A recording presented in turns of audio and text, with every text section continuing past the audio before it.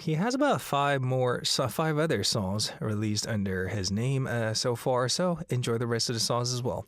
Now let's get to Music Nerd. So today, let's talk about something we don't really think about when we press play, which is mono versus stereo. Now here's the thing, when we listen to music, we're so used to hearing it in stereo, right? That means sound split into a left channel and a right channel. Producers and engineers do this on purpose.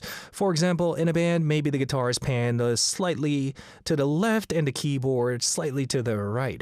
Vocals usually stay in the center, drums kind of spread it across the stereo field, the hi-hat being on the left side, floor tom on the right. It creates a sense of space, like the band is performing right in front of you. But when you hit play on a single, for example, Bluetooth speaker lying in your living room, you're actually hearing music in mono. That means all the stereo information, all those carefully placed instruments are being collapsed down into one channel. It's like squeezing a whole painting into just one line. You lose the width, you lose the separation. Now, if you ask if mono is bad, not necessarily, because in fact, back in the 50s and 60s, almost everything was mixed in mono first.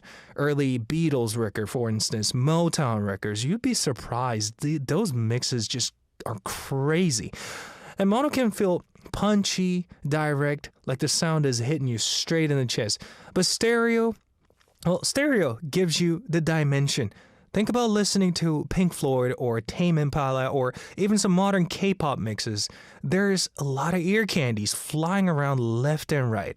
If you fold that into mono, a lot of those little tricks disappear. And here's something you can try at home. Put on your favorite track with headphones. First off, listen in stereo as usual. Then, if your music application has a mono switch button, or if you just cup your hands so both ear cups bleed into each other, you'll hear the stereo image kind of collapse and create this mono-like vibe. And suddenly, the instruments that were wide apart all stack on top of each other. And it's like going from 3D back to 2D.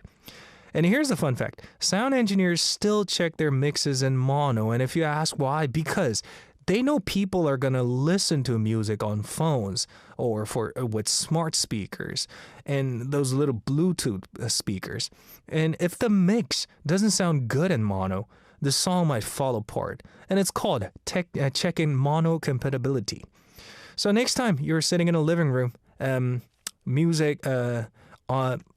sitting in your living room, music on one speaker, family around, and you're wondering, why does it feel different from my headphones? That's mono at work. And stereo is like watching a movie in full widescreen surround sound. Mono is like watching it on a small TV. But each of them have their own goods and bads, so do the comparison yourself and let me know which one you prefer. Actually, listening to music in mono is a lot more interesting than when you do in stereo, in my personal opinion.